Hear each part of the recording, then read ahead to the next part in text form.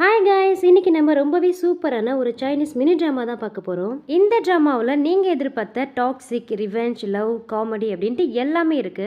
Video பார்க்கறதுக்கு முன்னாடி நம்மளுடைய சேனலை இன்னும் சப்ஸ்கிரைப் பண்ணாமல் பார்த்துட்டு இருந்தீங்கன்னா ப்ளீஸ் சப்ஸ்கிரைப் பண்ணிட்டு பக்கத்தில் இருக்கிற பெல் நோட்டிஃபிகேஷனுமே கிளிக் பண்ணிக்கோங்க. வாங்க வீடியோக்குள்ளே போகலாம். ட்ராமா ஸ்டார்டிங்லேயே நம்ம ஹீரோயினி தான் காமிக்கிறாங்க. அவங்க ஜெயிலில் இருக்காங்க. அவங்க கூட இருக்கிற மற்ற கைதிகள்லாம் ஹீரோயினி கிட்ட உனக்கு இந்த ஜெயிலில் இருக்கிற ரூல்ஸ்லாம் தெரியாதுன்னு நினைக்கிறேன், ரொம்ப திமிராக தான் இருக்குது அப்படின்னு சொல்லிட்டு அதாவது அது யூரின் நினைக்கிறேன், அதெல்லாம் பிடிச்ச ஹீரோயின் வாயில் ஊற்றி விட்டுட்டு அவங்க ட்ரெஸ் எல்லாம் கிழிச்சிட்டு அவங்கள பயங்கரமாக அடித்து புலி பண்ணிட்டு இருக்காங்க. இப்படி ஹீரோயின் பயங்கர டார்ச்சர் அனுபவிக்கிறத ரொம்ப சந்தோஷமாக கூலாக பார்த்துட்டு இருக்க இவர் தான் நம்ம கதையுடைய ஹீரோ மூ. ஹீரோயினுமே மூ குடும்பத்தை சேர்ந்தவங்க தான். ஹீரோவுடைய தாத்தாவை ஆக்சிடென்ட் பண்ணதா சொல்லி தான் ஹீரோயின் இப்போ ஜெயிலில் இருக்காங்க. ஹீரோ அவனுடைய அசிஸ்டன்ட் கிட்ட என்னுடைய தாத்தாவையும் சிவசேனையும் கொண்ட அந்த கொலகாரியை நம்ம கண்ணுக்குள்ள வச்சு பார்த்துக்கணும் இல்லையா, அதனால அவளை பெயில் எடுத்து வீட்டுக்கு அழைச்சிட்டு வா அப்படின்னு சொல்றான். அங்க இருக்கிற ஜெயிலர் மேடம் ஹீரோயின் கிட்ட வந்து அங்க இருக்கிறவங்கள போக சொல்லிட்டு உன்னை பெயில் எடுத்தாச்சு, நீ இன்னைக்கு வெளில போலாம் அப்படின்னு சொல்றாங்க.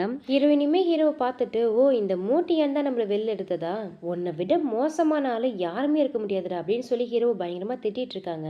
நெக்ஸ்ட் டே ஹீரோவுடைய வீட்டை தான் காமிக்கிறாங்க. அங்கே ஹீரோயினுடைய கையெல்லாம் கட்டி போட்டு ஹீரோவுடைய தாத்தா ஃபோட்டோ முன்னாடி தான் உட்கார வச்சிருக்காங்க.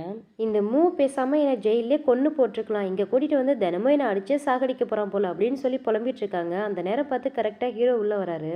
நீ ஜெயிலில் இருந்தாலும் உன்னை பார்த்தா திருந்தின மாதிரி தெரியல அப்படின்னு சொல்லிட்டு ஒரு மேரேஜ் அக்ரிமெண்ட்டை தூக்கி போகிறாரு. இது என்ன மேரேஜ் அக்ரிமெண்ட்டா, என்னால் உன்னை கல்யாணம் பண்ணிக்க முடியாது, நீ எப்போ கேப்பு கிடைக்கும் என்னையே கொல்லான்னு பார்த்துட்டு இருக்க, அப்படி இருக்கும்போது நான் எப்படி உன்னை கல்யாணம் பண்ணிக்கிறதுன்னு சொல்லி ஹீரோயின் கேட்கறதுக்கு, என் தாத்தாவும் உன் தங்கச்சியும் செத்ததுக்கு நீ தான் காரணம், அதுக்கான பலனை நீ அனுபவிக்கணுமா, நீ இதில் கண்டிப்பாக சைன் பண்ணி தான் ஆகணும் அப்படின்னு சொல்லி மிரட்டிட்டு இருக்கான்.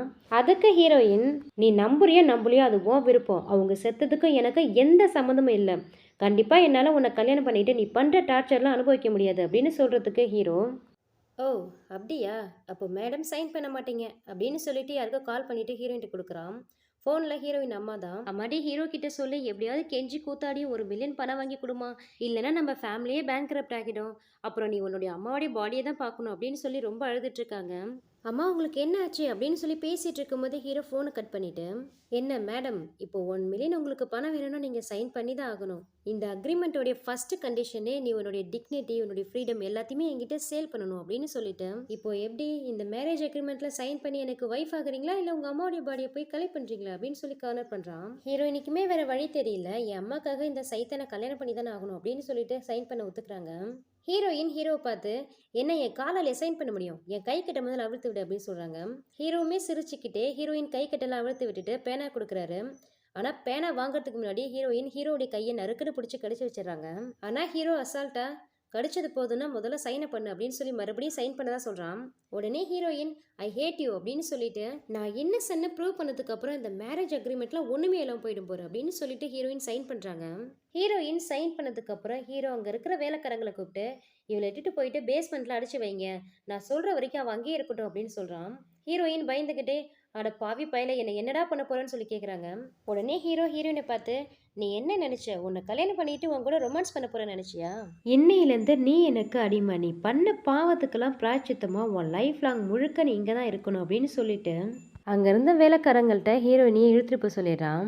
ஹீரோயின் போனதுக்கப்புறம் ஹீரோடைய அசிஸ்டன்ட் ஹீரோ கிட்ட சார் அந்த வெண்ணும் சாங்கோட ஃபேமிலியும் சேர்ந்து தான் ஹீரோயினியை இந்த விஷயத்தில் ட்ராப் பண்ணி வேணுன்ட்டே ஃப்ரேம் பண்ணி மாட்டி விட்டுருக்காங்கன்னு அவங்க கிட்ட சொல்லியிருக்கலாமே, ஏன் சார் சொல்லல அப்படின்னு சொல்லி கேட்குறான். அது மட்டும் இல்லாமல் இது எல்லாமே ஜியானுக்காகவும் மூவோடைய ஃபேமிலிக்காகவும் தானே சார் அப்படின்னு சொல்லி கேட்குறான். ஆமாம், எனக்கு ஹீரோயின் மேலே எந்த டர்ட்டியும் படக்கூடாது, அவளை புள்ளி பண்ணுறதா இருந்தாலும் ரிவெஞ்ச் எடுக்கிறதா இருந்தாலும் அது நான் மட்டும்தான் எடுக்கணும் அப்படின்னு சொல்லிட்டு அங்கே அப்படியே சீன் கட் ஆகுது. நெக்ஸ்ட் டே ஹீரோயின் ஹாயா உட்காந்து புக்கு படிச்சுட்டு இருக்காங்க. அந்த இடத்துக்கு கரெக்டாக ஹீரோடைய அம்மா வராங்க. உள்ளே வரும்போது என்னமோ சந்தோஷமாக தான் வராங்க, ஆனால் ஹீரோயினை பார்த்தது அவங்களுக்கு செம்ம கடுப்பாகுது. உடனே ஹீரோயின் கிட்ட போயிட்டு அவங்க முடியை பிடிச்சி அப்படியே தரன்னு இழுத்துட்டு வந்து விட்டு செவிலே ஒன்று வைக்கிறாங்க. நீ என் பையன் வீட்டில் என்னடி பண்ணிட்டு இருக்க அப்படின்னு சொல்லி கேட்கறதுக்கு ஹீரோயின் நான் உங்கள் பையனுடைய ஒய்ஃப், அதாவது உங்கள் மருமக அப்படின்னு சொல்கிறதுக்கு மறுபடியுமே ஒன்று செவிலே வைக்கிறாங்க. ஒழுங்கு மரியாதை இங்கேருந்து ஓடி போயிட்டு நீ இந்த வீட்டில் நின்னா கூட எங்கள் வீட்டை தரக்கூட அசிங்கமாயிடும் அப்படின்னு பேசிகிட்டு இருக்கும்போதே கரெக்டாக ஹீரோவுமே அங்கே வந்துடுறான்.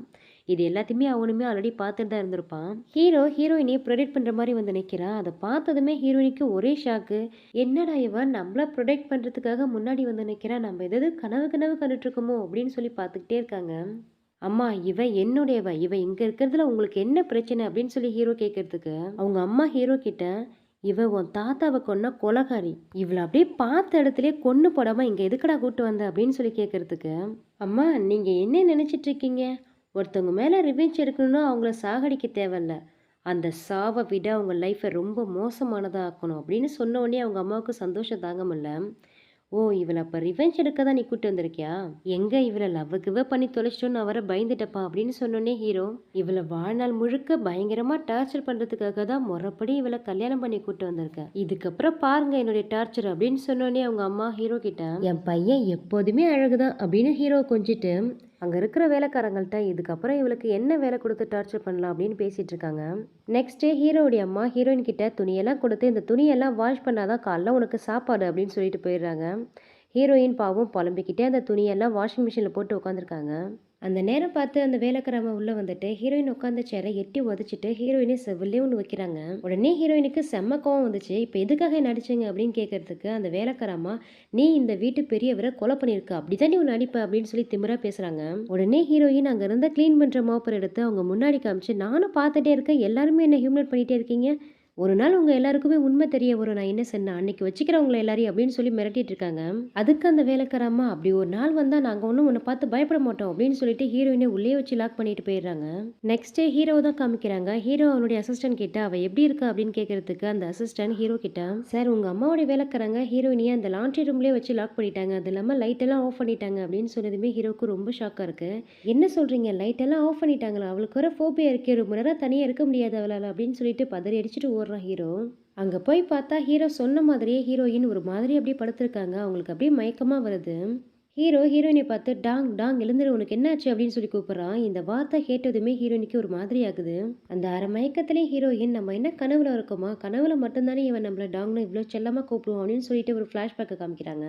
ஹீரோ ஹீரோயின் அவங்க படிக்கும் போது 2 பேருமே லவ் பண்ணிட்டு இருந்திருப்பாங்க. அது மட்டும் இல்லாம ஹீரோ ஹீரோயினை டாங்னு சொல்லி தான் செல்லமா கூப்பிடுவான். அப்போ ஹீரோயின் மயக்கமா இருக்கிறதால ஹீரோயினை தூக்கிட்டு வந்து ஹீரோ பெட்ல படுக்க வச்சுட்டு மயக்கத்தில் இருக்கிற ஹீரோயினி கிட்ட, ஹீரோ என்னை மன்னிச்சிட்டு, நான் உன்னை ரொம்ப கஷ்டப்படுத்துறேன்ல, உன்னை என்னைக்குமே என் பக்கத்திலே வச்சுக்கிட்டு உன்னை யாரும் எதுவும் பண்ணாத அளவுக்கு நான் பார்த்துக்கிறேன் அப்படின்னு சொல்லி பேசிட்டு இருக்கான்.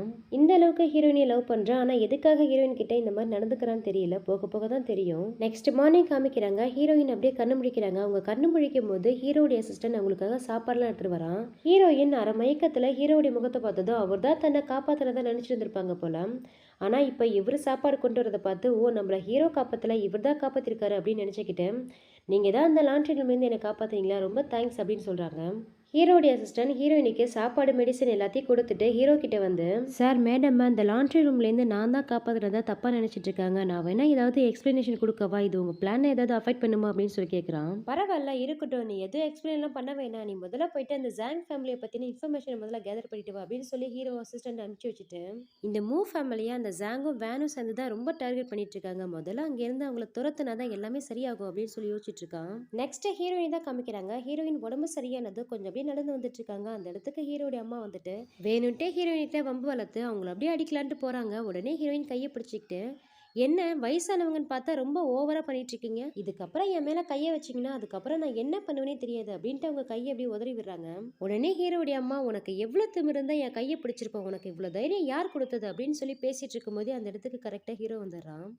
அம்மா உங்களுக்கு என்ன ஆச்சு, ஏன் தேவையில்லாம பிரச்சனை பண்ணிட்டு இருக்கீங்க, ஏன் 2 பேரும் சண்டை போட்டுட்டு இருக்கீங்க அப்படின்னு கேட்கறதுக்கு ஹீரோடைய அம்மா ஹீரோ கிட்ட, இந்த கொலகாரியை பார்த்தாலே எனக்கு பிடிக்காது, அப்படி இருக்கும்போது நான் எதுக்கு பிரச்சனை பண்ண போறேன் இவகிட்ட போய், நான் எதுவும் பிரச்சனை பண்ணல, இங்க இருக்கா பாரு இந்த ஹீரோயின், இவ தான் தேவையில்லாம என்கிட்ட பிரச்சனை பண்ணிட்டு இருக்கா, முதல்ல இவளை அடிச்சு வெளில துரத்துடு அப்படின்னு சொன்னதுமே ஹீரோ ஹீரோயின்ட்ட எதுவுமே கேட்கல. ஒரு சின்ன ஹீரோயினையே செவ்விலே அரைஞ்சிட்டு ஒழுங்கு மரியாதையா முட்டி போட்டு எங்க அம்மா கிட்ட மன்னிப்பு கேளு அப்படின்னு சொல்றான். ஹீரோயினுக்குமே செம்ம கோவம் வந்துச்சு. உடனே ஹீரோயினுமே ஹீரோவை அறைய வராங்க. ஆனா அவர் கையை பிடிச்சு தடுத்து விட்டாரு ஹீரோயினியா. நானும் ஒரு மனுஷி தானே, எனக்கும் செல்ஃப் ரெஸ்பெக்ட் ப்ரைடு எல்லாமே இருக்கும் தானே, போறவங்க வரவங்க எல்லாம் தூக்கி போட்டு விளையாடுறதுக்கு நான் ஒன்றும் விளையாட்டு பொருள் இல்லை, நான் உங்க வைஃப், அதுக்கான ரெஸ்பெக்டை எல்லாருமே எனக்கு கொடுத்துதான் ஆகணும் அப்படின்னு சொல்றதுக்கு, ஓ அப்ப நீ என் வைஃபு, அப்ப வைஃபுக்கான கடமைகளை நிறைவேற்றி தானே ஆகணும், இன்னிலேருந்து நீ தான் என்ன டேக் கேர் பண்ணி பார்த்துக்கணும், அதுக்கான ட்ரைனிங்கை நம்ம இப்பவே ஆரம்பிச்சிடலாம் அப்படின்ட்டு ஹீரோயினை பிடிச்சி பெட்ரூம் தான் எடுத்துட்டு போறான். பெட்ரூம்ல போன உடனே ஹீரோனுக்கு செம்மக்கம் வருது. முதல்ல என் கையை விடுங்க, என்ன எதுக்கு இந்த அளவு டார்ச்சர் பண்றீங்க அப்படின்னு சொல்லி கேட்கறதுக்கு, நீ இந்தம்மா சொன்ன நீ என்னுடைய வைஃப்னு, அப்புறம் என்ன, ஒரு வைஃபா என்னுடைய கடமைகளை நீ நிறைவேற்றி தானே ஆகணும், அந்த கடமையில ஃபர்ஸ்ட் கடமை இதுதான் அப்படின்னு சொல்லிட்டு ஹீரோயினை பிடிச்சி பெட்ல தள்ளுறான். இதோட இந்த பார்ட் கம்ப்ளீட் ஆகுது. நெக்ஸ்ட் வீடியோ சீக்கிரமாவே அப்லோட் பண்ணிடுறேன். இதுக்கப்புறம் தான் இந்த டிராமாவில் ஏகப்பட்ட ட்விஸ்ட் இருக்கு. இந்த வீடியோ உங்களுக்கு பிடிச்சிருக்கும்னு நினைக்கிறேன். பிடிச்சிருந்தா ப்ளீஸ் லைக் பண்ணுங்க, அதோட உங்க ஃப்ரெண்ட்ஸ் அண்ட் ஃபேமிலிக்கு ஷேர் பண்ணுங்க. இனி வரக்கூடிய வீடியோஸை மிஸ் பண்ணாம பார்க்கறதுக்கு நம்மளோட சேனலை சப்ஸ்கிரைப் பண்ணிட்டு பக்கத்தில் இருக்கிற பெல் நோட்டிஃபிகேஷன் கிளிக் பண்ணிக்கோங்க. Thank you so much and see you.